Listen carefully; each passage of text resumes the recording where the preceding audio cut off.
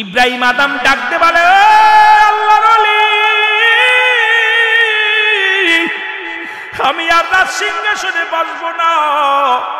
ওরে যেখানে বসলে আমার মরণের চিন্তা হয় না, যেখানে বসলে আমার মৌলার ভয় জাগে না রে, খবরের ভয় জাগে না।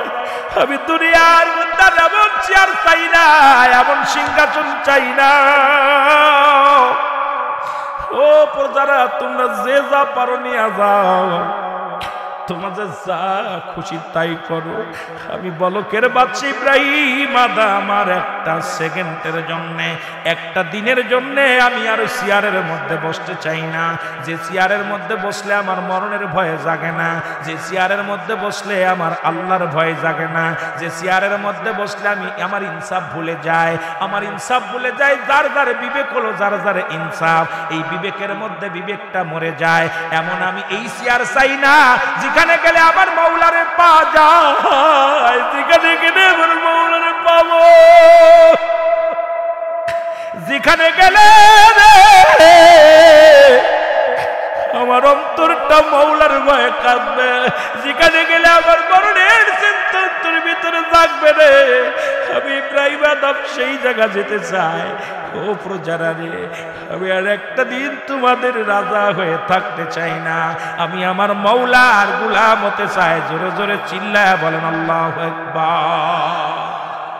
এমন তো হতে পারে জোহরে জানা যায় রে, এমন তো হতে পারে জোহরে জানা যা। জোরে বলেন ঠিক কিনা? এই চিন্তা যার ভিতরে নাই, সে কেমন মানুষ?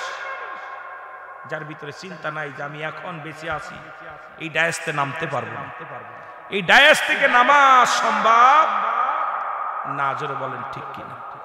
হায় রে ভাই, কত মানুষ কত টাকা পয়সা খরচ করে বিদেশে গেল, লেখাপড়া করলো, কত কিছু করলো, আজরাইল তারে নিয়ে গেছে। জোরে বলেন ঠিক কিনা? আমার মুসলমান, মরণের ভয় নাই। মউত, মউত, মালাকুল মউত। এ মুসলমান শুনে নাও, বলকের বাচ্চা ইব্রাহিম আদমের একটা কথা আমি বলে যাই। আমাকে বলছে হুজুর একটু ইব্রাহিম আদমের কথা বলবেন। যিনি বলকের বাদশা ছিলেন ইব্রাহিম আদম, একজন বাদশাহী পেয়েছিলেন, রাজত্ব পেয়েছিলেন, প্রজাদের কাছ থেকে মানুষ কর নিতেন, মানুষকে বড় কষ্ট দিতেন। আমার বাবারা, এই দুনিয়ার মধ্যে আল্লাহ পাক প্রতাপশালী বাদশা বানাইলেন চারজন ব্যক্তিকে। তাদের মধ্যে মুসলমানদের মধ্যে দুজন, কাফেরদের মধ্যে দুজন। মুসলমানদের মধ্যে দুজন, একজনের নাম হলো বাদশা সুলাইমান। আল্লাহ তাকে বিশাল রাজ্যের অধিকারী দিলেন, বিশাল রাজ্য তারে দান করলেন। আর একজন ব্যক্তি, তিনি বাদশা জুলকারনাইন। আল্লাহ তাকেও দুনিয়ার মধ্যে তাম পৃথিবীর মধ্যে অর্ধ পৃথিবীর বাদশাহী বানায়া দিয়েছিলেন। কাফেরদের মধ্যে দুজন, একজনের নাম হলো মুসলমান সহ, একজনের নাম হলো নমরুদ বাদশাহ, আর একজনের নাম হলো বুখতানসর। আল্লাহ এই চারজন ব্যক্তিকে প্রতাপশালী বাদশা বানাইলেন। আল্লাহ তাদেরকেও নিয়ে গেছে, দুনিয়ার মধ্যে রাখেন নাই। কত রাজা, কত বাদশা, ফিরাউন, নমরুদ, কারণ দুনিয়ার মধ্যে আসলো, সবাইকে আল্লাহ নিয়ে গেছে। আপনাকেও নিয়ে যাবে, থাকার জায়গা না, চলে যেতে হবে এই দুনিয়া ছেড়ে। কেন? দুনিয়ার মধ্যে পড়িয়া মিশে মায়ের মধ্যে পড়িয়া রে মুসলমান, দুনিয়ার মধ্যে বেড়াও তুমি হাসি তামাশার মধ্যে ফেরাইলা, একবার কি মরণের কত মনে হয় না?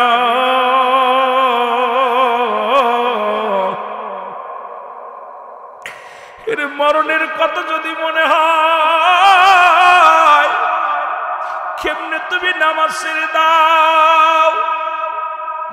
দেখলাম এখন বর্তমান মরা পরে দাদার সঙ্গে সেলফি তোলে, কবরের মধ্যে দাঁড়ায়া দাঁড়ায়া সেলফি তোলে, মরা মানুষের দাড়ি ধরিয়া সেলফি তুলে ছবি দিয়া বলে আমার দাদা দুনিয়া থেকে বিদায় হয়ে গেছে। হাইরে মানুষ, তোদের অন্তর কেন কাঁদে না? মরণের ভয় কেন জাগে না রে মুসলমান? মানুষের তিনটা বিপদ, নাম্বার 1 হলো মানুষের মরণ, নাম্বার 2 হলো মুসলমান কবর, নাম্বার 3 হলো কিয়ামতের ময়দান। একটার পর একটা বিপদ দুনিয়ার মধ্যে মুসলমান। এই বিপদ থেকে বাঁচা সম্ভব না। দুনিয়ার কত রোগের ওষুধ পাইলা, মরণ রোগের ওষুধ আজ পর্যন্ত কেউ পায় না। এই মরণের ওষুধ এখনো পর্যন্ত হয় নাই। এই মরণ হইতে 100 বছর, 50 বছর, 80 বছর পর্যন্ত বাঁচবা। টাকা আছে, বিদেশ দেয়া চিকিৎসা হইয়া হয়তো 2 বছর আর দুনিয়ার মধ্যে জিন্দা থাকবা।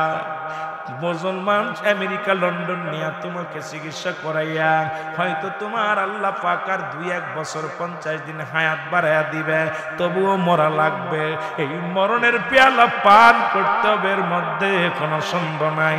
জোরে জোরে চিল্লায় বলা যাবে না, ঠিক কিনা? আর একটু জোরে জোরে চিল্লায় বলা যাবে না, আল্লাহু আকবার। এ আমার ভাইরা, আমি যে কথা বলতেছিলাম, ইব্রাহিম আদম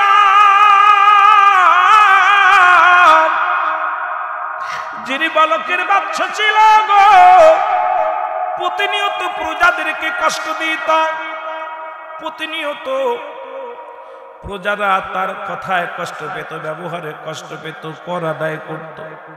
আল্লাহ তাকে একটা সতী সাথী নারী দান করেছিল। বিবি তার ভালো একজন বিবি আল্লাহ তার দান করেছিল। বিবি প্রতিনিয়ত ডাক দিয়ে বলতেন, স্বামী রে, ও স্বামী, দুনিয়া ছেড়ে দাও, এই দুনিয়ার সব কিছু চন্ন বিচ্ছিন্ন করে দিবে আমার আল্লাহ।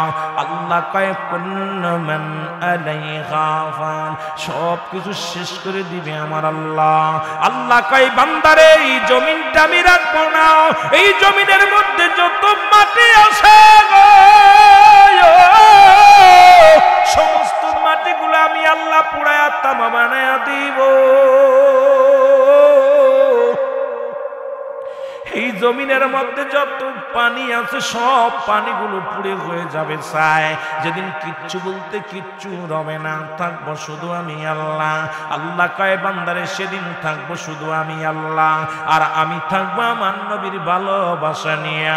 এই জন্য সুন্নি ভাইদের অনুরোধ করি, তোমরাও থাকো আল্লাহর ভালোবাসা নিয়ে। আল্লাহর গোলাম হয়ে যাও, নবীর প্রেমিক হয়ে যাও। এই দুনিয়ার মুখাপেক্ষী না হইয়া আমার মৌলার গোলাম যদি হতে পারো, জীবনটা হবে ধন্য। মৌলার গোলাম যদি হতে পারো রে মুসলমান, তোমার জীবনটা হবে অতিও ধন্য।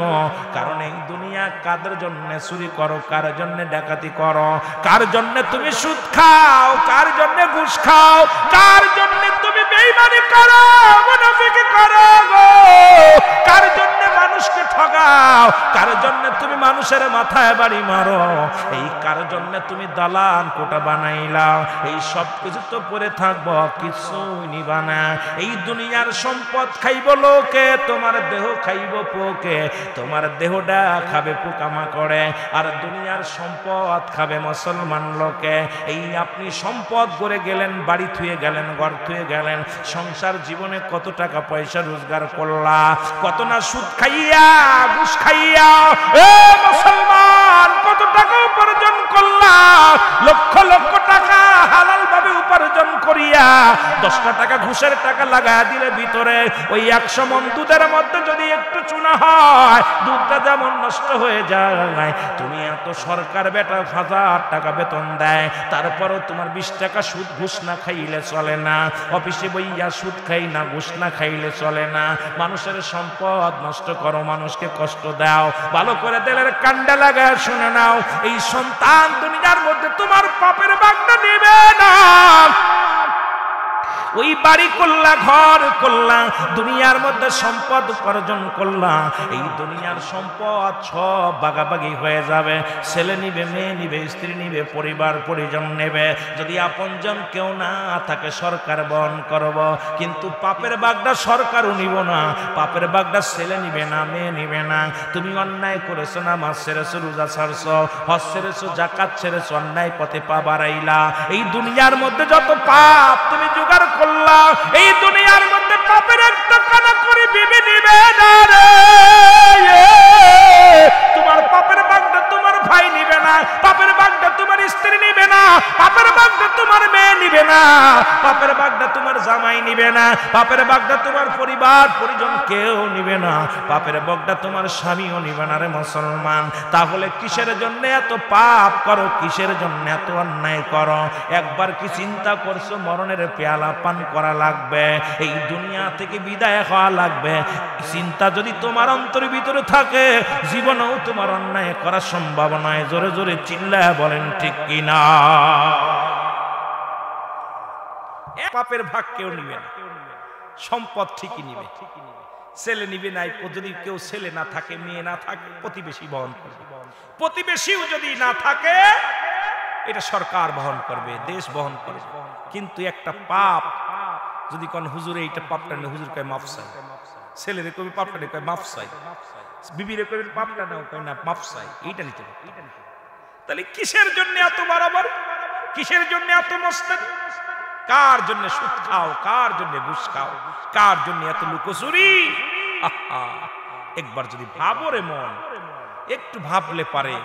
আমার মন বলে কোন ব্যক্তি যদি এই জন্য অ্যারিস্টটল, সক্রেটিস বই লেখা পর বলছে নো দাই সেল, নিজেকে নিজে চিনতে হবে, মান রাফান নফস, নিজের নফসকে চিনতে হবে, কলবু সালিম, আত্মাটাকে প্রসিদ্ধ করতে হবে।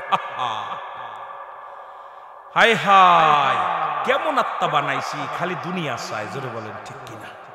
এমন একটা আত্মা বানাইছি, খালি বাড়ি চায়, গাড়ি চায়। বাড়ি হয়েছে কই গাড়ির দরকার, গাড়ি হয়েছে কই গাড়ি চলবো না, ভালো গাড়ির দরকার।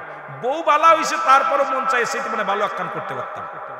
কথা কইতে নিল, এই কথা কন না কেন? বেতন ৮০,০০০, চিন্তা করে ৯০,০০০ নিতে হবে। আল্লাহ চাহিদা মিটে, ঠাইর অর্থ। এই অর্থের জন্য মানুষ কত নিম্ন পর্যায়ে চলে যেতে পারে। অর্থের জন্য মানুষ কেমন অবস্থা, হালালকে হারাম বানাইতেছে, হারাম হালালকে হারাম বানাইতেছে, হারামকে হালাল বানাইতেছে। এই মানুষ কেন জন্য নিষ্ঠুর হয়ে গেছে? বাল্হুয়া কেলাম, এই দুনিয়াটা পচা দুর্গন্ধ মরি। আমার আপনার চরিত্র কুকুরের চরিত্রের মতো হয়ে গেছে। কুকুর যেমন মরি পাইলে খুশি হয়, সে জামানার মানুষগুলো মরি পাইলে খুশি হবে। ওয়াজের ময়দান দেখেন, এখানেও আমাদের বক্তাদের অবস্থা খারাপ। আমার যদি আজ থেকে হাত দিয়ে একটু বেশি দেয় এক জায়গা, হেট করে দাওয়াতিটা বাজার একটা চলে যাবে। ইমামতি একই অবস্থা। যদি ইমাম সাহেবের পাশের মসজিদে কেউ ইনভাইট করে ২০০০ বেশি দিব, বাড়াই দিব, এই যাতে চলে যা চিন্তা করে। আর ইমামতি, ইমাম মানেই নেতা, তাদের মূল্যায়ন কি অবস্থা? কারণ দুনিয়া আমাদেরকে এমন ভাবে গ্রাস করে ফেলেছে, চারিদিক থেকে দুনিয়া, ছেলে মেয়ে, পরিবার পরিজন, এগুলো যে ব্যক্তি পরিত্যাগ করে আমার মৌলার গুলাম হতে পারবে, তার জীবনই ধন্য হবে। জোরে বলেন ঠিক কিনা? আর একটু জোরে বলেন ঠিক কিনা? একটু মহব্বতের সঙ্গে দুরূদ শরীফ পড়েন। আল্লাহুম্মা সাল্লি আলা।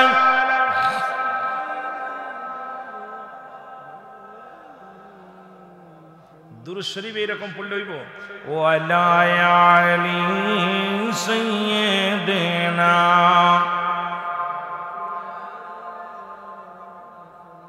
আপনাদের এই মাহফিলে আমি বলে গেছিলাম সাফিয়ানা আর সাফিয়েনা। সাফিয়ানা শব্দের অর্থ আমি নবীরে পার করবো, আর সাফিয়েনা নবী আমাকে পার করবে। আমি যেটা মৌলানা, একই শাব্দিক অর্থ হলো নবীজি আমাকে সুপারিশ করবে, পার করবে। কে করবে? নবীজি বলেন না কে করবে। এখন কুল মানে বলো, আর কুল মানে খাইয়ে ফেলো। এক কুল মানে খাইয়ে ফেলো, আর এক কুল মানে বলো। একটা কুল বলতেছে, বলতে বলতেছে, আর একটা কুল মানে খাইয়ে ফেলতে বলতেছে। এখন আপনি খাবেন না বলবেন? কথা বলেন না কেন? হ্যাঁ, এখন বড় কাপ দিয়ে কুল আর কুল, একটা কাপ ছোট কাপ আর একটা বড় কাপ, উচ্চারণ এলোমেলো। আমি বারবার বলতে সাফিয়ানা, এখন আপনি যেই জিনিস সাফিয়ানা কইতে গেলে সাফিয়ানা হয়ে যাচ্ছে। এই জন্য আমি আপনাদেরকে এই মাহফিলে বলে গেছিলাম আজ থেকে ৩-৪ বছর আগে, যে আমাদের বলতেছি মাওলানা মুহাম্মদ। এই আমার মাওলা গুলাম কি প্রতিনিধি, যিনি মাওলা আর মাওলার গুলাম হযরত মুহাম্মদ সাল্লাল্লাহু আলাইহি সাল্লাম আমাকে সুপারিশ করবে। কে করবে? কথা বলেন না কেন? নবীজি। জোরে বলেন সাল্লাল্লাহু আলাইহি সাল্লাম। এই জন্য আমি আপনাদেরকে একবার বুঝায় বলেছিলাম যে মাওলানা বলবেন। এখন আপনারা সাফিয়ানা কইতেছেন। আনা শব্দের অর্থ আমি, এনা শব্দের অর্থ উনি। এখন আপনার বাপের ক্ষমতা আছে নবীরে পার করা? কথা কইতেন নিবা? এই কিটা কিটা নবীরে পার করতে পারবেন? এটা হাত উঁচু করেন। তাহলে আমি বলতেছি একটা, আপনি বলেন একটা। মাস্টারের চাইতে যদি ছাত্র বেশি বোঝে, ডেপ গ্রেড। আর ওষুধ যদি দিতে গেলে ডাক্তারের চাইতে যদি রুগী বেশি বোঝে, এই রুগী বেশি দিন বাঁচানো সম্ভব না। কথা কইতেন নি? এই কথা কয় না, কষ্ট পান? ডাক্তারের সাথে রুগী বেশি বুঝাবালা। আমি যেটা বলবো এটা শুনবেন। এই জন্য আমি আপনাদেরকে, আমি বিলে না, ওলামা একরাম যেটা বলবে এই না। অনেক সময় বাবা অনেক ভুল করি, আমরা অনেক ভুল করি, ভুল হাসতে হাসতে ভুল করি, এটাও বুঝি না। অনেক সময় শিরকি গুনাহ হয়ে যায়, অনেক অনেক গুনাহ করে ফেলি, শিরকি গুনাহ করে ফেলি। একটু আমার সাথে বলেন আল্লাহুম্মা সাইয়্যিদিনা মাওলানা মুহাম্মদ ওয়া আলা আলি সাইয়্যিদিনা ওগো আশিকিনা রিভিন বলে কেমনে যাব মদিনায়?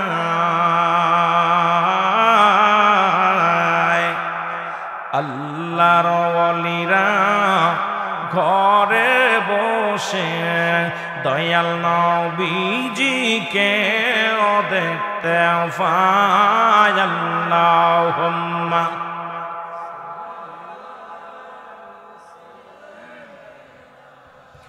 মাওলানা মুহাম্মাদ আলা আলি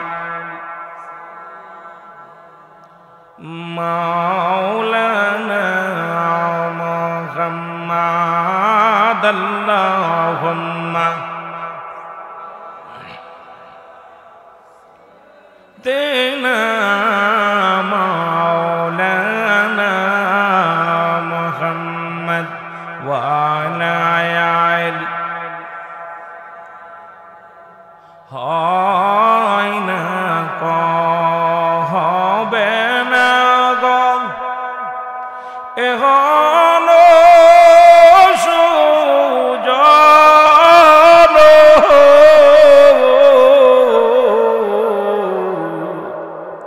হয় নাই কো হবে না গো এখনো সুজন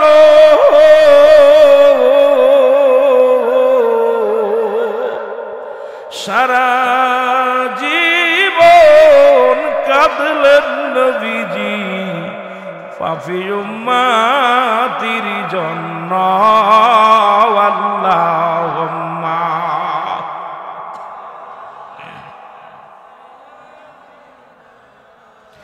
মাওলানা মুহাম্মাদ আলা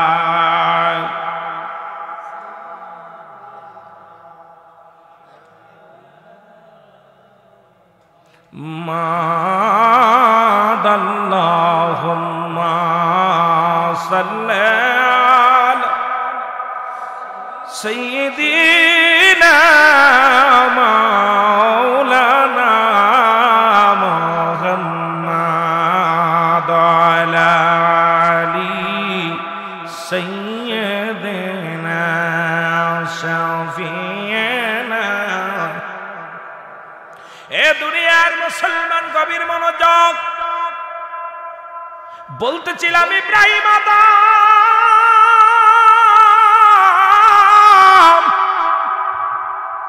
উনি এমন ভাবে মুসলমান, মরণের ভয় তার অন্তরে নাই, শরীয়তের বিধান মানে না। চিন্তা করে আল্লাহ তাকে একটা সতী সাথী নারী দান করেছিল, বলতেছিলাম তার বিবি। বিবি চিন্তা করে স্বামীরে ডাক দে, বলে স্বামীরে আপনার কি মরণের ভয় জাগে না? একবার কি আপনার মরণের কথা অন্তরে জাগে না? কত মানুষ বিদায় হয়ে যায়, কত মানুষের দাফন করালেন, কাফন পরালেন, কত মানুষ বিদায় হইয়া অন্ধকার জগতে ঘুমায় গেছে। স্বামীরে একবার কি আপনার অন্তরের ভিতরে মরণের চিন্তা হয় না? একবার কি আপনার মরণের কথা স্মরণ হয় না? বালকের বাচ্চা ইব্রাহিম আদম কয়, বিবি রে আমার অন্তরের ভিতরে কোনো মরণের ভয় নাই। ও বাবা শুনে নাও, একটু আমার মরণের ভয় জাগে না। ইব্রাহিম আদমের বিবি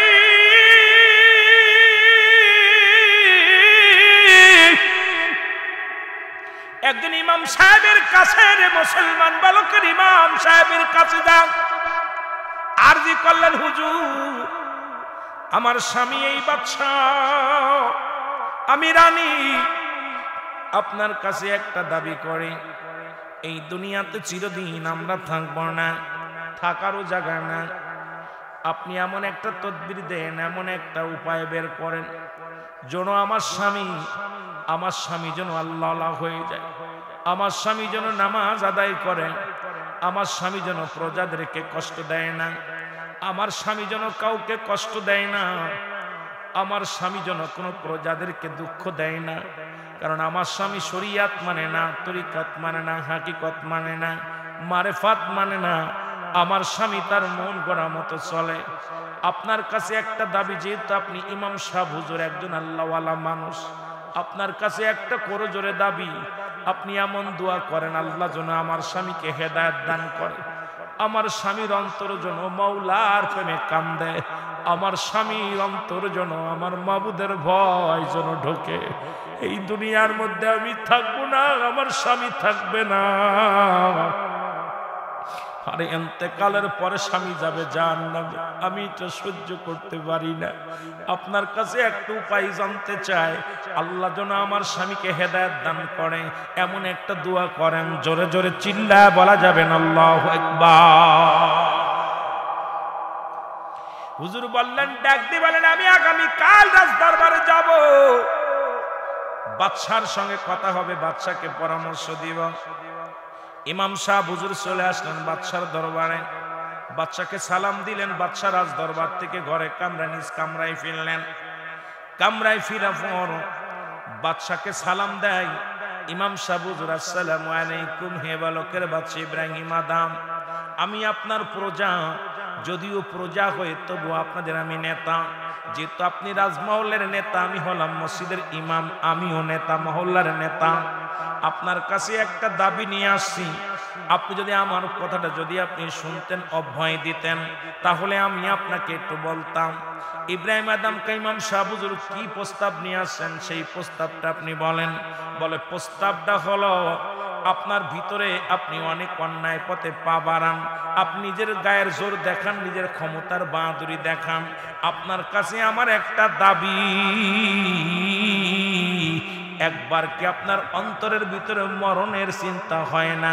এই রাজত্ব ছেড়ে চলে যেতে হবে, বাড়ি ছেড়ে চলে যেতে হবে, সম্পদ ছেড়ে চলে যেতে হবে, এই দুনিয়ার সব কিছু করে থাকবে, আপনি থাকবেন না। এই মরণের চিন্তা যদি আপনার ভিতরে থাকতো, কোনোদিন কোনো প্রজাদের কষ্ট দিতেন না। মরণের চিন্তা যদি আপনার ভিতরে থাকতো, জীবনে কোনো প্রজা আপনার জন্য চোখের পানি ফেলতো না। যদি মরণের চিন্তা আপনার মধ্যে থাকতো, তাহলে এই রকম কষ্ট পায়া প্রজারা দুকে দুকে মরত না। একটা দাবি করি, আপনাকে দুনিয়ার সব ছেড়ে চলে যেতে হবে, একটা বার বসে চিন্তা করেন ওই মরণের চিন্তা, জোরে জোরে চিল্লায় বলেন আল্লাহু আকবার। মরণের কথা মানুষ, মরণের কথা মানুষ স্মরণ রাখলা না, আজরাইলা শিলে পারে রক্ষা পাবি না, বলেন আজরাইলা শিলে পারে রক্ষা।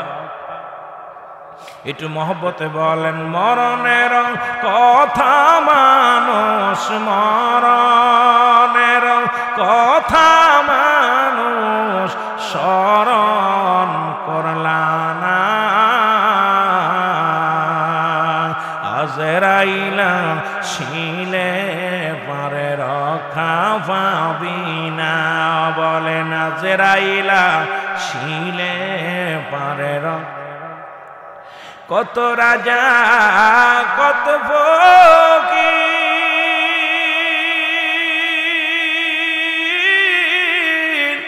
গেল সবে দুনিয়া সারি,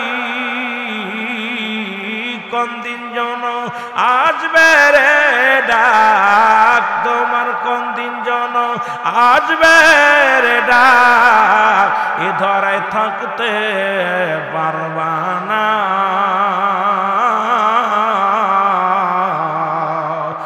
আজরাইলা শিলে পারে রক্ষা পাবি না বলেন আজরাইলা শিলে পারে রক্ষা মহব্বতে বলেন মরণের কথা মানুষ মরণের কথা মানুষ স্মরণ করলাম না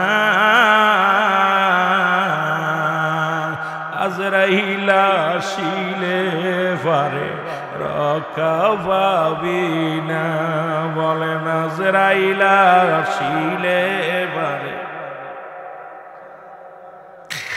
যেদিন সমান হবে দারি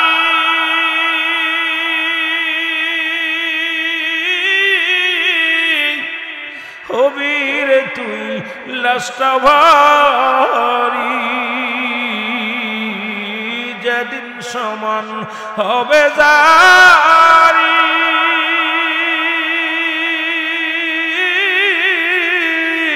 থাকবি রে ভাই ধরায় পড়ি কেউ রবে না সঙ্গের সাথী তোমার কেউ হবে না সঙ্গের সাথী হইবি রে বিদায় তোর কেউ হবে না সঙ্গের সাথী তোর কেউ হবে না সঙ্গের সাথী সবাই দিবে রে বিদায় আজরাইলা শিলে পারে রক্ষা পাবি না বলেন আজরাইলা শিলে পারে রক্ষা মরণের কথা মানুষ মরণের কথা মানুষ স্মরণ করলাম না আজরাইলা শিলে পারে রক্ষা পাবি না বলেন আজরাইলা শিলে পারে কোটি টাকার বাড়ি গাড়ি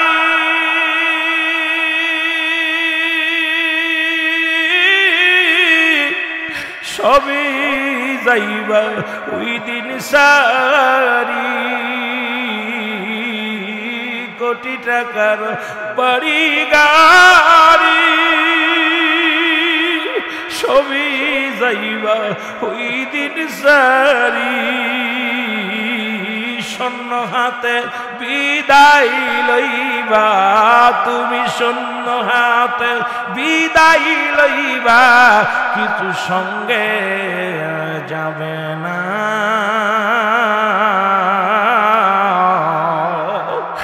খালি হাতে বিদায় লইবা তুমি খালি হাতে বিদায় লইবা কেউ তো সঙ্গে যাবে না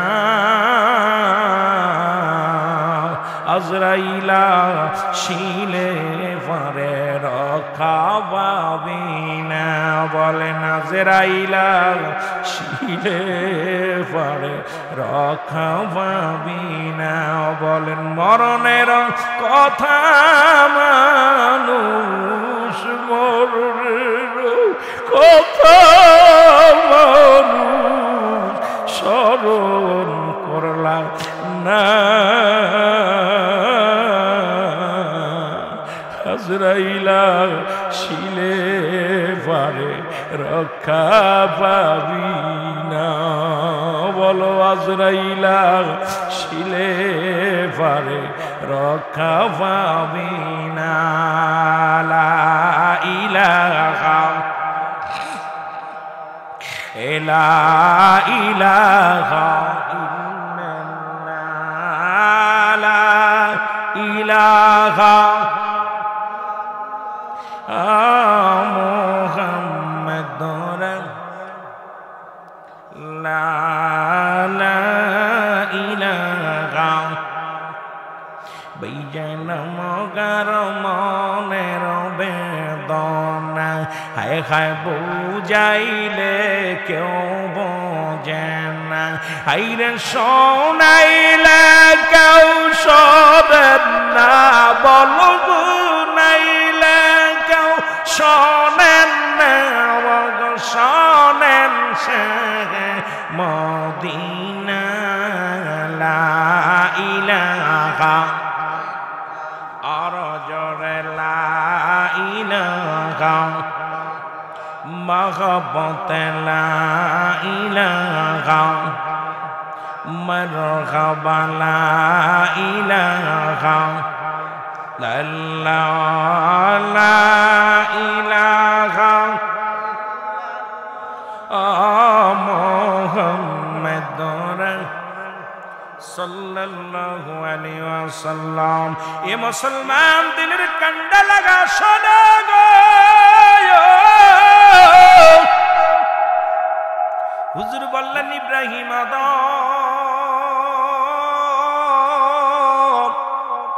এত জুলুম ব্যভিচার অন্যায় তুমি করো, একবার কি মরণের চিন্তা করো না?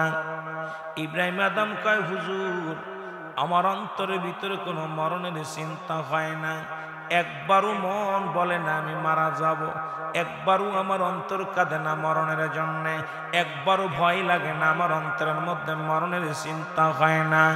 আল্লাহর মাহবুব বান্দা ডাক দে বলে হুজুর আমি আপনাকে একটা তদবির দেব, সেই তদবির হলো আপনি বেশি বেশি করে মরণের চিন্তা করবেন, ঘুম থেকে উঠে মরণের চিন্তা করবেন, ওই না দুপুর বেলা মরণের চিন্তা করবেন, রাত্রে বেলা মরণের চিন্তা করবেন, দেখবেন আপনি কোনোদিন অন্যায় পথে আর পা বাড়াইতে পারবেন না। বেশি বেশি মরণের চিন্তা করবেন, একটু বেশি বেশি করে মরণের চিন্তা করবেন। ইব্রাহিম আদম ডাক দিয়ে বলে হুজুর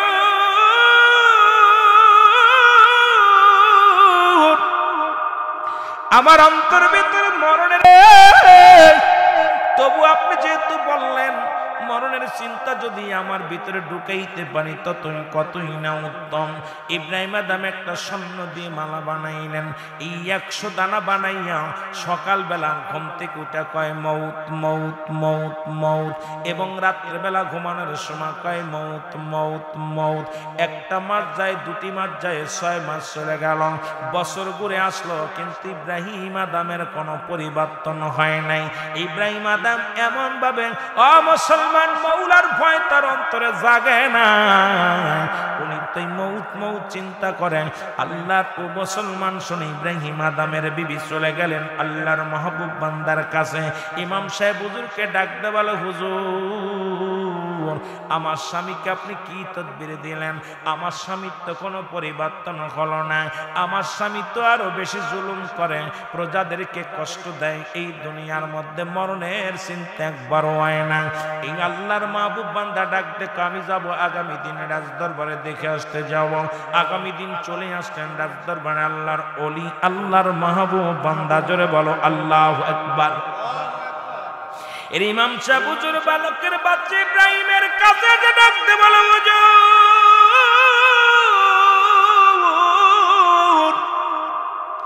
একদিন গেল, 2 দিন গেল, সপ্তাহ গেল, মাস গেল, বছর ঘুরে আসলো, কিন্তু আমি শুনেছি আপনার ভিতরে কোনো মরণের চিন্তা হয় না, আপনার ভিতরে মরণের চিন্তা হয় না। আজকে আমার দেশের অনেক ভাই আছে দেখবেন সুদ খায়, ঘুষ খায়, একটা পা কবরে চলে গেছে, এখনো বাজারে গেলে সুবরি চুরি করে, এখনো একটা পা কবরে চলে গেছে, পরের জমিন ফসল ফটা খাওয়ায়, দুনিয়ার মধ্যে গরু ছাগল ছেড়ে দিয়ে মাথার মধ্যে টুপি থাকে, পরের ফসল নষ্ট করে, আবার নাতিরে বিয়ে করতে চাই, লাভ দে বুড়া পা গেছে কবরে একটা, এরপরেও কয় নাতিরে বিয়ে করব, নাতনিরে বিয়ে করব।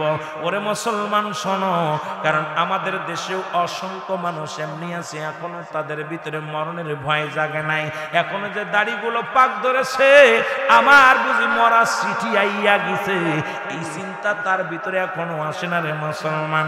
এখনো নামাজ ছেড়ে দিয়া টিভি দেখে, বয়া বয়া দোকানের মধ্যে টিভি দেখে, দেখা যায় বেগানা মহিলার নিয়ে আড্ডা মারে, রং তামাশা করে, এখনো দাড়িগুলো ডেকে ডেকে টিভির সামনে বয়া বয়া চা খায়, কিন্তু আজানো দিকে হয়ে যায়, একবারও অন্তরের ভিতরে মাওলার প্রেম নাই।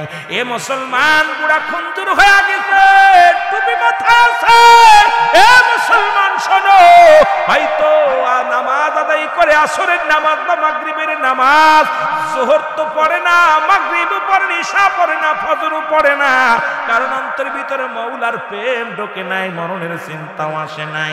ওই ব্যক্তি কেমনে মওলার বন্দেগী করবে? কারণ ওর ভিতরে ঢুকছে দুনিয়া, দুনিয়া ঢুকছে। ওই দুনিয়ার প্রেম যতক্ষণ পর্যন্ত ভিতর থেকে না জাগবে, যতক্ষণ পর্যন্ত দুনিয়ার প্রেম তোর ভিতর থেকে না সরবে, মওলার ইবাদত করে শান্তি পাবে না। জোরে বলেন ঠিক কিনা? এখনো দেখি অনেক বুড়া মানুষ বেটা বয়া বয়া দোকানে বয়া চা খায়, আসরের আজান চলে আর ও চা খায় আর টিভি দেখে। আছে না বাবা? আরে ওর কি ভয় আছে জানে যে আমার দাড়ির পাক ধরছে, আমার কবরে ডাক আসছে? ওর ভিতরটা কেন এত এমন একদম অন্তরের ভিতরে কোনো প্রেম নেই। আল্লাহর বলতে চেহারার ভিতরে কোনো নূর নাই। যদিও কালো হয়, যদি নামাজটা ঠিক মতো 5 ওয়াক্ত সালাত আদায় করে, দেখবেন ওর চেহারার ভিতরে নূর চমকায়। জোরে বলেন ঠিক কিনা? দেখবেন কালো একদম তেলতেলে কালো, কিন্তু ভিতরটা দেখবেন যখন নামাজি ব্যক্তির মুখের দিকে তাকাইবেন, ভিতরে একটা নূরের ছায়া, ভিতরে থেকে একটা নূর, একটা জাল্লি বাইরে। জোরে বলেন ঠিক কিনা? কারণ 5 ওয়াক্ত নামাজ যখন ওযু করে, 5 বার পানি লাগায় মুখের ভিতরে, নাকের ভিতরে, হাতের ভিতরে। ওই ব্যক্তিরা একটা মানুষ যদি 1 বার 2 বার গোসল করে, গোসল করলে সে গায়ের ময়লাগুলো পরিষ্কার হয়ে যায়। ব্যক্তি 5 বার যখন ওযু করে, ওই ব্যক্তির গায়ের সমস্ত গুনাহ ঝরে যায়। গুনাহ ঝরার কারণে যখন সিজদার মধ্যে যায় গোলাম হয়ে বলে সুবহান রাব্বিল আলা, যখন নত হয়ে আল্লাহর দরবারে, আল্লাহ আমি তোমার কাছে নত হয়েছি, তখন আমার আল্লাহ তাআলার এই নূরের একটা তাজাল্লি ঢেউ খায় ইমানদারের মধ্যে। তখন দেখবেন ও যত বড়ই কালো হোক আর যত বড়ই দেখতে শুনতে খারাপ হোক, কিন্তু চেহারার ভিতরে একটা নূর চমকায়। আর বেনামাজির খাটাস খাটাস বাবু। কথা বলেন ঠিক কিনা? রাগ করতেছেন আবার? দেখবেন বেনামাজির দিক তাকাবেন, যত ভালো চেহারা হোক, যত ভালো চেহারা হোক, ওর চেহারার ভিতরে কখনো আপনার নূর পাবেন না। চেহারা যতই দেখতে শুনতে ভালো হোক, কিন্তু বেনামাজির চেহারার ভিতরে একটা, আর যে ব্যক্তি নামাজি, ও চেহারার ভিতরে একটা মলিন ভাব, আল্লাহর প্রেম, রাসূলের প্রেম ভিতরে ঢুকছে। চেহারা দেখলেই মনে হয় বেচারার ভিতরটা আত্মশুদ্ধি হয়েছে। জোরে বলেন ঠিক কিনা? আরো জোরে বলেন ঠিক কিনা? ঘুমাইছে নাকি? এই বাজে কটা রে?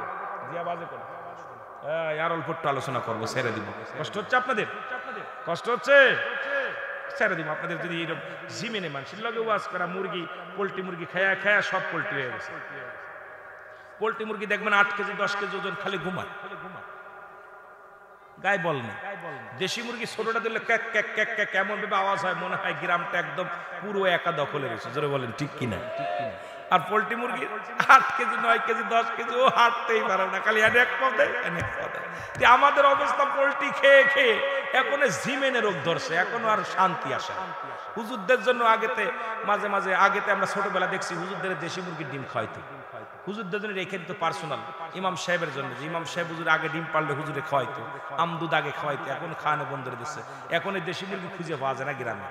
হুজুরের কপাল কুল ফুল পড়ছে, হুজুরাই বেদাত বেদাত কইয়া কই মেলাত জায়েজ নাই, দুয়া জায়েজ নাই, বাড়ি আলি চিন্তা করতে তোর ভাগ্যে আর দেশি মুরগির ডিমও নাই, খা পোল্ট্রি। জোরে কোন ঠিক কিনা? হুজুররাও জীবনে শুরু করছে। জোরে কোন ঠিক কিনা? কথা কয় না কেন? আগে একটা হুজুরদের শক্তি ছিল, এখন হুজুররাও শেষ। কথা কয় না কেন? কয় দেশি খাইতাম, কয় এখন অনেক হুজুর কয় আমরা পোল্ট্রি খাই না। পোল্ট্রি না খাবি সোনালি খা, কিন্তু একই তো যায়, ওদের মধ্যে ভ্যাকসিন, এটার মধ্যে ভ্যাকসিন। জোরে কোন ঠিক কিনা? বেয়ার দুনিয়ার মানুষ চালাক হয়ে গেছে। জোরে কোন ঠিক কিনা? এই জন্য বাবা আমাদের স্পিরিট, ইমানদারের স্পিরিট আলাদা। ইমানদার যখন আল্লাহর কথা শুনে, রাসূলের প্রেমের কথা শুনে, কবরের কথা শুনে, ইমান মজবুত হয়ে যায়। বেঈমানদের অন্তরের ভিতরে একটা আনন্দ লাগে না, ওরা কষ্ট পায়, ওরা বোবা হয়ে যায়। এই জন্য আপনার ইমানদার, আমি এমন একটা কথা বলতে, যে কথা শোনা পরও আপনাদের ইমান যদি তাজা না হয়, আমার কিছু করার নাই। হায়রে দুনিয়া ধরে ফেলেছে আজকে দুনিয়া। জোরে বলেন ঠিক কিনা? রিয়াজ না হয় কাল তুমি যাইবা কবরে, মরার পরে দেখবে চেয়ে গো তোমার সবই রইল পড়ে, মরার পরে দেখবে চেয়ে গো তোমার সবই রইল।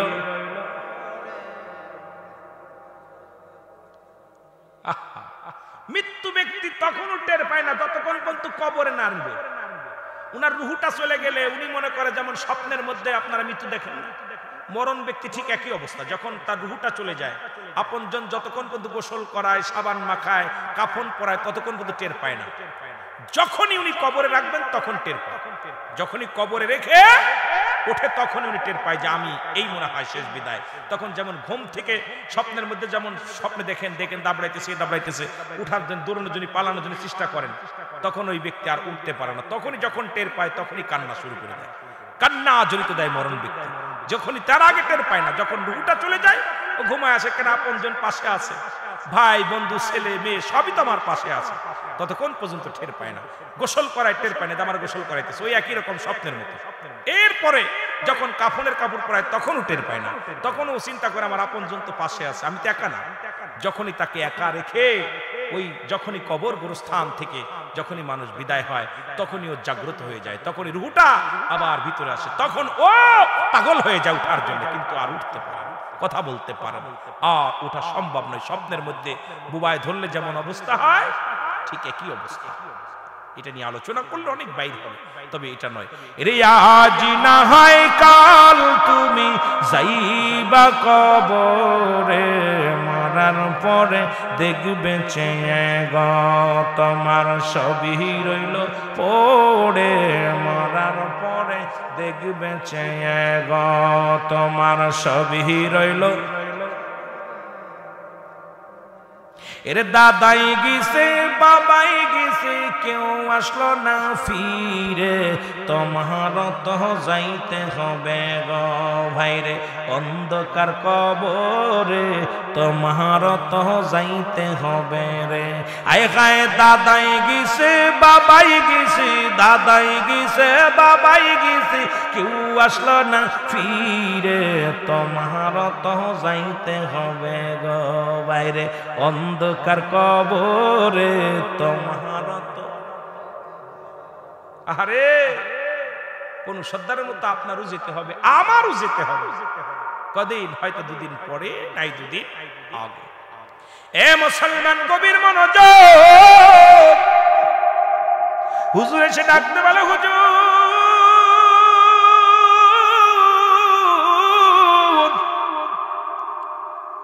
এ বালকের বাপ ইব্রাহিম আদম, একটা বছর তোমাকে বলেছিলাম মৃত্যুকে বেশি বেশি স্মরণ করবা, কিন্তু তোমার অন্তরের ভিতরে মরণের ভয় ঢোকে নাই।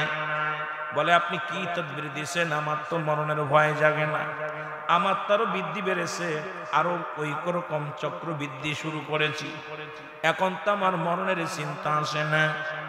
ইব্রাহিম আদমকে আল্লাহর মাহবুব বান্দা ডাক দেখায়, হুজুর যদি কিছু মনে না করেন একটা আপনাকে একটা দাবি করব। আপনার কাছে দাবিটা হলো, আমি দেখতে চাই আপনার কপালের দোষ নাকি রাজ সিংহাসনের দোষ। এই চেয়ারের মধ্যে বইয়া বুঝি আল্লাহরে ভুইলা যান, মরণের কথা ভুইলা যান। আরে দেহটা ভালো, এই জন্য তুমি আমার মরণের ভয় করে না। একবার যখন অসুস্থ হয়ে যাও বারে বারে ডাকো, আল্লাহ তুমি দয়া করো, মা দয়া করো, বাবা দয়া করো, ডাক্তারখানায় লয়ে যাও, হাসপাতালে লয়ে যাও। আর যতক্ষণ পর্যন্ত তোমার দেহ সুস্থ থাকে ততক্ষণ পর্যন্ত মওলার ভয় জাগে না। জোরে জোরে বলেন ঠিক কিনা? ইমাম সাহেব ওদের ডাকতে বলে, আল্লাহর বান্দা শোনো, একটা কাজ করো। কয় কি কাজ? কাজটা হলো ওই রাজ সিংহাসন আপনি ছেড়ে দেন, আমি দেখবো পরীক্ষা করে আপনার কপালেরই দোষ নাকি রাজ সিংহাসনের দোষ। এই চেয়ারটা বড় খারাপ রে বাবা, এই চেয়ারটা পাইলে কেউ ছাড়তে চায় না। এই বাংলাদেশে একবার তত্ত্বাবধায়ক সরকার ফখরুদ্দিনে দেয়া হলো, ওরে 3 মাসের ডাং টানতে টানতে 2টা বছর কাটায়া দিল, তবুও চেয়ার ছাড়তে চায় না। এই চেয়ারে বড় মজা, এই চেয়ারটা পাইলে এই দুনিয়ার সব ভুলে যায়। চিন্তা করেন আমার আগামী দিন কি হবে এটা তার মনে থাকে না। ওই ফখরুদ্দিনে বড় আশা করে বানাইলাম আমরা তত্ত্বাবধায়ক সরকার, মনে কিছু করবেন না বুঝানোর জন্য বলে যায়। আবার বলতে পারেন হুজুর বুঝি রাজনীতি করতে আসেন, না রাজনীতি করতে আসি নাই, ওই ফখরুদ্দিনে বানাইলাম মুসলমান কেয়ারটেকার সরকার। এই 3 মাসের সরকার বানাইলাম, 3 মাসের মধ্যে নির্বাচন দিবা। কিন্তু উনি গদিটার মধ্যে বইয়া মজা পাইলেন। উনি 1 মাস 3 মাস 4 মাস 6 মাস চলে যায় সারে না, বছর চলে যায় সারে না, এর 2 বছর পার হয়ে যায় তবু হানা ভোট দেয়। চিন্তা করে ওই গদিটা সারা যাবে না, ওই গদিতে বড় মজা।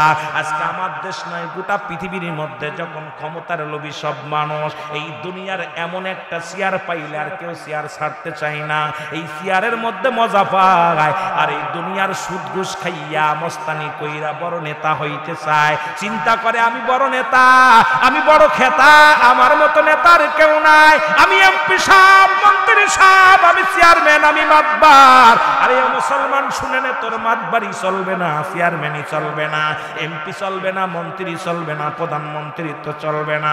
যেদিন তোর নিঃশ্বাস ত্যাগ হয়ে যাবে, যেদিন তোর দম বন্ধ হয়ে যাবে, সেদিন এই ধরাধাম থেকে যেদিন বিদায় লইয়া যাবি, 3.5 হাত কবর হবে একমাত্র তোর ঘাটি। জোরে জোরে বলেন ঠিক কিনা? এই লোভটা বড় খারাপ। ফখরুদ্দিনরে বানাইলাম আমরা দেখেছি, জোরে বলেন। এখন 2 দলে গুতাগুতি করে, কয় তত্ত্বাবধায়ক সরকার ছাড়া নির্বাচন আইতাম না, কয় তত্ত্বাবধায়ক সরকার দিতাম না। একবার দেখছি, জোরে কোন ঠিক কিনা? এখন বিফাদে, কেন যারে দি রুটি ওই বানরের কাছে রুটি ভাগ করতে দিবা। এখন বানরে কি করে, এই পাশে 1 কামড় ওই পাশে 1 কামড়, দাড়িপালা শেষ করতে পারে না, এক পাশে বেশি হয় আর এক পাশে কম হয়। বানরের রুটি শেষ করে ফেলেছে।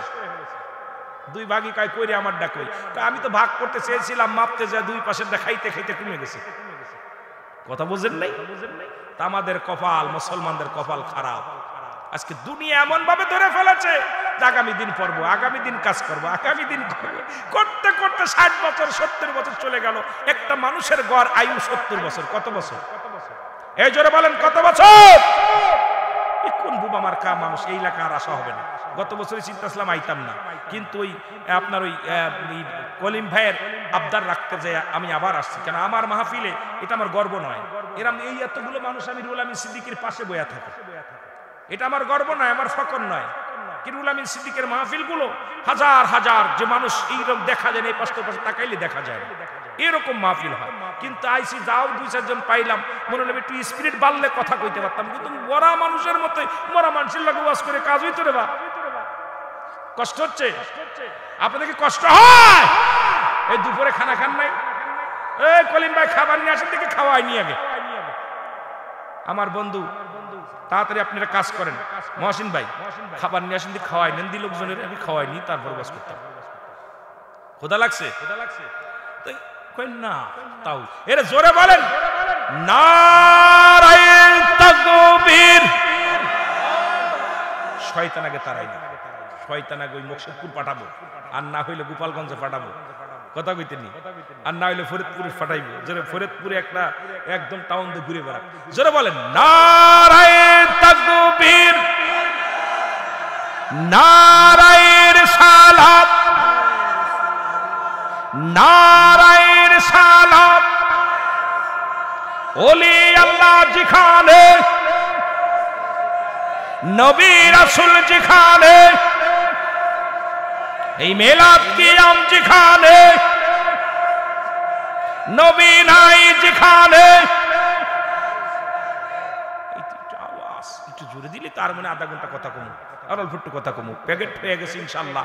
আপনাদের আর সামান্য একটু, আমিও ছাড়তে চাই, আমি যত আগে ছাড়তে পারি আমারই লাভ, আপনাদের লাভ না আমারই লাভ। তবুও চাইতেছিলাম যে একটু প্রাণ ভরে ওয়াজ করবো, কিন্তু এই বুবা মানুষের লগে কথা কই আমার মজা হয় না। একটু মহব্বতে দুরূদ শরীফ পড়ুন। আল্লাহুম্মা সাল্লি আলা সাইয়্যিদিনা মুহাম্মদ নবিয়িনা শাফিনা। আরো জোরে বলেন আল্লাহুম্মা সাল্লি আলা সাইয়্যিদিনা নবিয়িনা শাফিনা। আদম যখন মাটি পানি মর নবীজি খোদ রাসূল, আদম যখন মাটি পানি মর নবী খোদ রাসূল তার উপরে পড়েন দুরুদ তার উপরে পড়েন দুরুদ আল্লাহ ফেরেশতা কুল আল্লাহুম্মা সাল্লি আলা সাইয়্যিদিনা এর নবিয়না শাফিয়ানা মাওলানা মুহাম্মদ আল্লাহুম্মা সাল্লি আলা জোরে এর নবিয়না শাফিয়ানা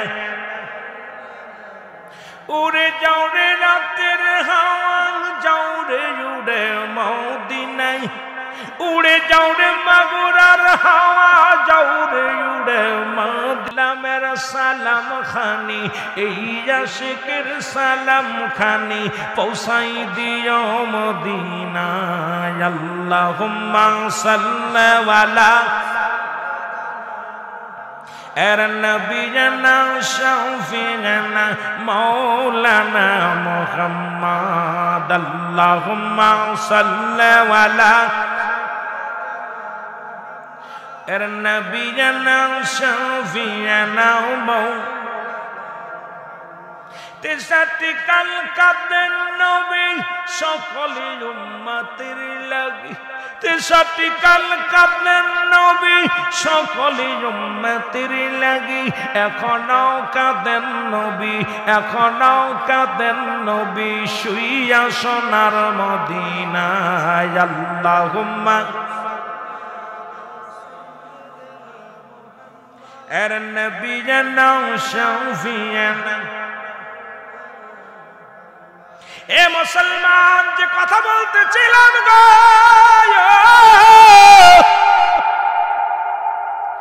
এর ইমাম সাহেব হুজুর ডাক দে কয় ইব্রাহিম আদম এ তুমি একটু গদিটা ছেড়ে দাও আমি দেখতে চাই আপনার কপালের দোষ নাকি আপনার রাজ সিংহাসনের দোষ উজির কয় হুজুর খবরদার সিয়া ছাড়া যাবে না ওই আলেমের কিন্তু আলেমদের বিশ্বাস করা যাবে না ওই চেয়ার যদি ছেড়ে দেন সর্বনাশ চেয়ার ছাড়া যাবে না এই আল্লাহর মাহবুব বান্দা ডাক দে কয় ইব্রাহিম আদম শোনো এই চেয়ারটা আমার দুদিনের জন্য নয় 3 দিনের জন্য নয় একটা সপ্তাহের জন্য চেয়ারটা ছেড়ে দাও আমি ওই চেয়ারের মধ্যে বসে দেখবো আপনার কপালের দোষ নাকি ওই সিংহাসনের দোষ কয় না না 1 সপ্তাহের জন্য দেওয়া যাবে না কয় 2 দিনের জন্য দেন কয় না 1 দিনের জন্য দেন না কয় আমার কয়েক ঘন্টার জন্য ছেড়ে দেন আমি দেখব আপনার চেয়ারের দোষ নাকি আপনার কপালের দোষ এবার আল্লাহর ওলির কথা শুনিয়া এ মুসলমান ইব্রাহিম আদম কয় দিলাম কয়েক ঘন্টার জন্য চেয়ারটা ছেড়ে দিলাম এই চেয়ারটা যখন ছেড়ে দিছে সঙ্গে সঙ্গে চেয়ারের মধ্যে মুসলমান ও মুসলমান বলকের ইমাম সাহেব হুজুর ওই চেয়ারের মধ্যে বইয়া ডাক দে কয় প্রজারা শোনো আমি কে তোমরা জানো সবাই কয় আপনি বলকের বাদশাহ বলকের ইমাম সাহেব আপনি বলকের বড় মসজিদ জামে মসজিদের ইমাম সাহেব কয় না না না না 2 মিনিট আগেও ছিলাম আমি বলকের ইমাম সাহেব বলকের জামে মসজিদের ইমাম সাহেব এখন আমি হইলাম যে তুই চেয়ারটা কি কইডেরা সিংহাসন এটার মধ্যে বসে কে কয় রাজা যিনি হয় প্রজা নয় রাজা বসে তাহলে যে তুই চেয়ারের মধ্যে আমি বসে আছি এই চেয়ারটার মালিক এখন আমি হইলাম বলকের বাদশা তোমরা হইলা প্রজা জোরে জোরে চিল্লায়া বলা যাবে না আল্লাহু আকবার চেয়ারটার মধ্যে বসলেই সেই প্রদান হয়ে যায় এর আগে বসেছিল মাওলানা মহসিন হোসেন ওয়াজ করছে তারপরে বসেছিল মামুন সাহেব উনিও ওয়াজ করছে এরপর উনি উঠে গেছে বইছে মেহেদি হাসান উনি উঠে গেছে এখন বইছে আমি ওয়াজ করব এরপরে আখেরি মোনাজাত সভাপতি আছে উনি সমাপ্তি ঘোষণা করবে তারপরে যে যখন বইব তখনই তার কথা বলা লাগবে জোরে বলেন ঠিক কিনা এখন বই আছে কে ইমাম সাহেব হুজুর জোরে বলেন আল্লাহু ইমাম সাহেব ডাকতে বলে উজির কোথায় রে উজির আয় উজির সামনে হাজির হয়ে গেছেন। ইমাম সাহেব হুজুর ডাক দে, কয় আমি কে? কয় আপনি এখন ইমাম সাহেব। কয় খবরদার, একবার যদি ইমাম বলিস তোর গর্দান চলে যাবে। এই সিংহাসনে এতদিন বসেছিল কে? কয় বসেছিল ইব্রাহিম আদম, বলকের বাদশা ইব্রাহিম আদম। তাহলে শোন, যে তুই সিংহাসনের মধ্যে আমি বসেছি, আজ থেকে ইব্রাহিম আদম হলো আমার প্রজা, আমি হইলাম রাজা। আমি যে হুকুম দিব পালন করা লাগবে। কয় হ্যাঁ মেনে নিলাম। কয় তাহলে আমি কয়েক ঘন্টার জন্য হলাম আমি রাজা। আমি শুরুতেই তোমার হুকুম দিলাম, ইব্রাহিম আদমকে গ্রেফতার করো। জোরে জোরে চিল্লায় বলো আল্লাহু আকবার। ফখরুদ্দিন কয় হাসিনারে ধর, খালেদারে ধর। ঠিক কি না? দুই নেত্রীর এই জেল খাটাইছে, জোরে কোন ঠিক কি না? এখন দুই নেত্রী কয়, ও কয় আমি তত্ত্বাবধায়ক সরকার চাই, আর ও কয় তত্ত্বাবধায়ক সরকার দিতে আমি রাজি নয়। কেন দিব না? কারণ দুজনেই জেলের ভাত খাইছে আমাদের মনে আছে। সুতরাং যাই না শুনে আর খাল কেটে কুমির আনতে রাজি নয়। জোরে জোরে চিল্লা বলেন ঠিক কি না? দুই নেত্রীর ভালো ভাইয়া দিল তত্ত্বাবধায়ক সরকার। ফখরুদ্দিন কয় আয়ো, এই দুড়েরা যদি না ঢুকাইতে পারি ক্ষমতা স্থায়ী করতে পারবো না, কিন্তু ক্ষমতার মালিক তো আমার আল্লাহ। তোর বলেন ঠিক কি না? কারে কখন বসাবে কেউ বলতে পারি না। ওদিকে গেলে আবার সকালবেলা পুলিশ বাহিনী আমার হাতের মধ্যে হ্যান্ডকাপ পরাইব, কইব হুজুরাইয়া রাজনীতি আলোচনা করছে, হুজুরাইয়া দেশের বিরোধিতা করছে। না রে বাজান না, আমি গুনাহগার, দেশের বিরোধিতা করি না। উচিত কথাটা বলি হয়তো কারোর গায়ে পড়ে যায়, পড়ে গেলে কিছু করার নাই, কারণ কিয়ামতের ময়দানে আল্লাহর আদালতে জবাব দিতে হবে। আল্লাহর আদালতে আমি কি জবাব দিব? আমার জিহ্বা কাটবে আগুনের কাছে দিয়া। এই জন্য কিছু কথা না বললে আমার আল্লাহ ছাড়বে না। জোরে জোরে চিল্লায় বলেন ঠিক কিনা? আর একটু জোরে জোরে চিল্লায় বলা যাবে না আল্লাহু আকবার।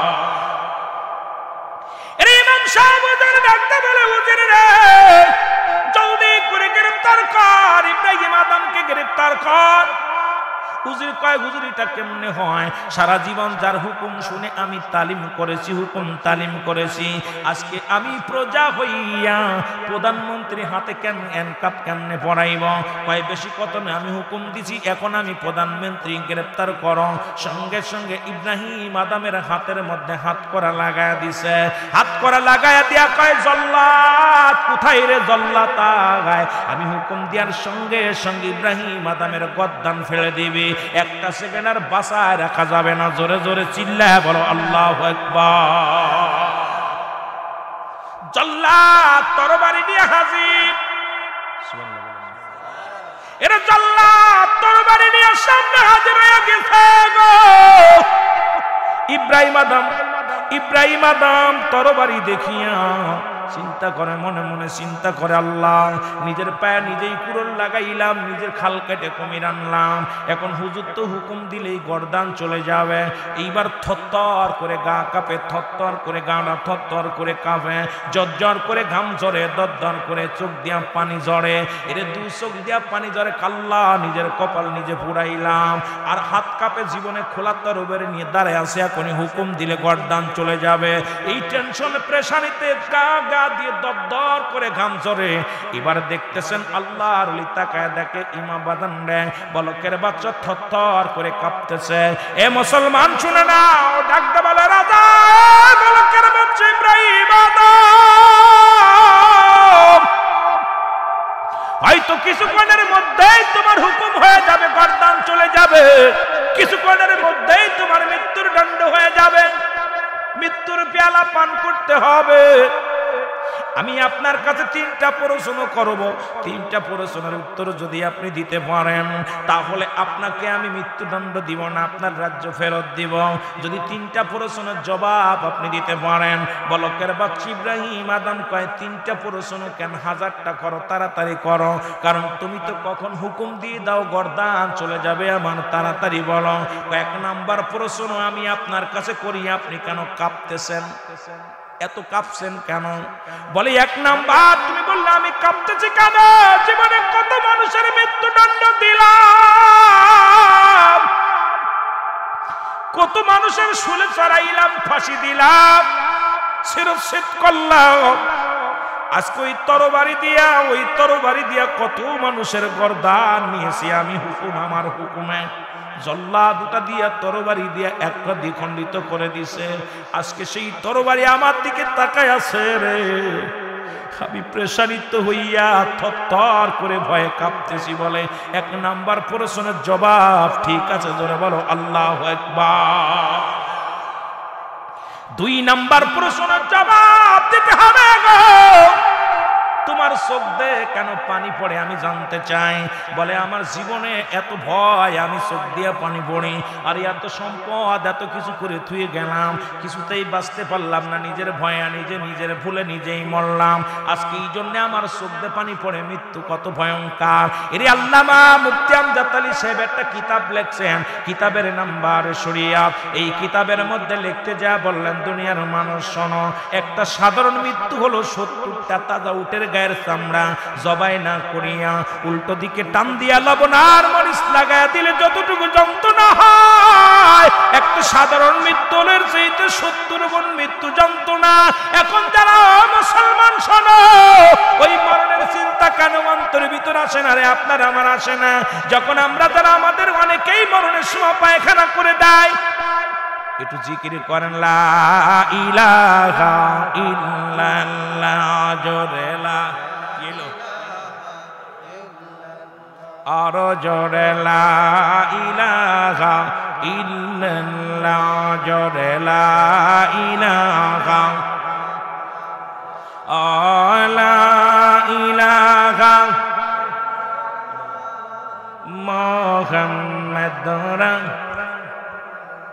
সাল্লাল্লাহু আলাইহি ওয়াসাল্লাম। এর 2 নাম্বার প্রশ্নের জবাব। বলে আমি মুসলমান শোনো, ওই মরণের ভয়ে আমি কি করি, আমার চোখ দিয়ে পানি বাইর হয়। কই ঠিক আছে, তোমার দ্বিতীয় প্রশ্নের উত্তর তোমার ঠিক আছে। 3 নাম্বার প্রশ্ন, তোমার গা কেন, তুমি এই যে তোমার গা দিয়ে কেন ঘাম ঝরে? কই এমন কোন বুদ্ধি পাই না, কিভাবে বাঁচবো, এত প্রেশানিত হয়ে যাচ্ছি, এই টেনশনে আমার গা দিয়ে দরদর করে ঘাম ঝরে। এরে আল্লাহর ওলি মুসলিম ইমাম সাহেব, বলকের ইমাম সাহেব ডাক দে বলে, হুজুর আপনার 3টা প্রশ্নের জবাব আপনি সুন্দরভাবে বলেছেন। এই লান আপনি রাজসিংহাসন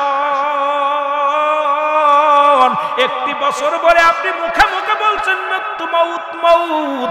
অন্তর থেকে মরণের কথা চিন্তা যদি করতেন, তাহলে জীবনে আপনি অন্যায় করতে পারতেন না।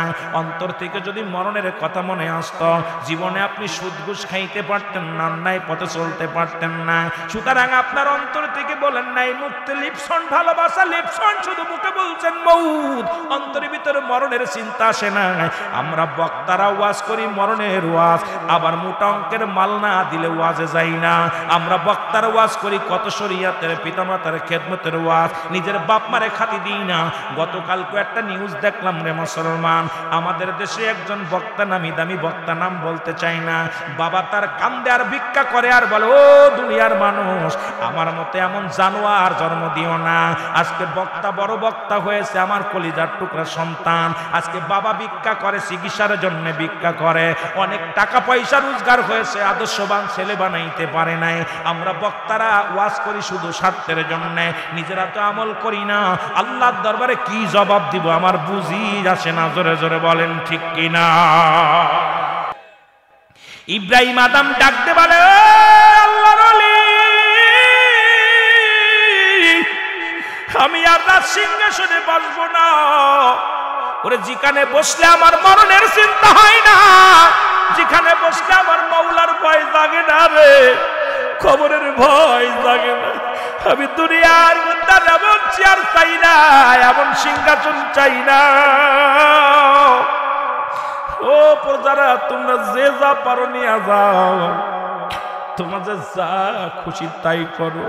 আমি বলকের বাচ্চা ইব্রাহিম আদম, আমার একটা সেকেন্ডের জন্য, একটা দিনের জন্য আমি আর চেয়ারের মধ্যে বসতে চাই না।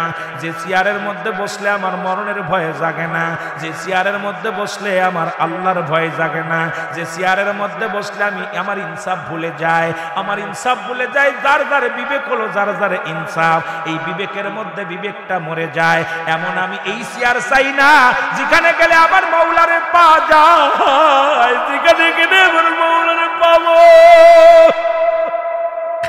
যেখানে গেলে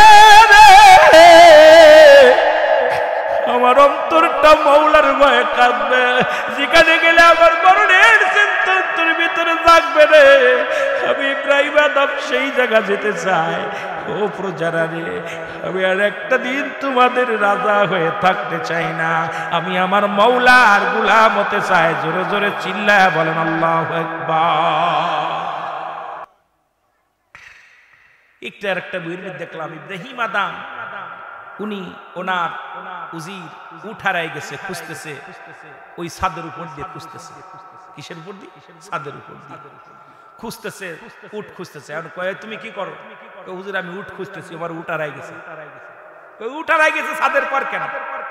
কয় আপনি যদি গদির মধ্যে বয়া আল্লাহরে পাইতে পারেন, তা আমি ছাদের মধ্যে উট পাইতে পারি। কথা বলছেন? আরে সঙ্গে সঙ্গে ইব্রাহিম আদম কাহারে আমার চোখ খুইলা দিছে রে, আমার চোখ খুইলা দিছে। আমার কোথায় মারছে, কোথা দেখছে? আল্লাহকে পাইতে হলে ওই গদির মধ্যে বইয়া, এসির মধ্যে বইয়া সম্ভব না। আল্লাহকে খুঁজতে হলে আল্লাহকে অন্বেষণ করতে হবে। জোরে বলেন ঠিক কিনা? আল্লাহর পাগল হতে আমার বাবারা ছেড়ে দিছেন। দেখ না পরিধি করিল দান, অমূল্য চক্ষুরাত ইব্রাহিম সারিয়া দিল মহামূল্য সিংহাসন। আমার পীর কেবলা জান বলতেন, আত্মশির পীর কেবলা জান বলতেন, দেখ না ফরিদ করিল দান, অমূল্য চক্ষুরাত ইব্রাহিম সারিয়া দিল মহামূল্য সিংহাসন। বলেন ইব্রাহিম সারিয়া দিল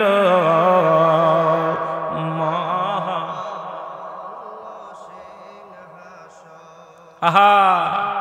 আল্লাহকে পাওয়ার জন্যে মানুষ সব ছেড়ে দিছে, ঘুম ছেড়ে দিছে, আহার ছেড়ে দিছে, নিদ্রা ছেড়ে দিছে।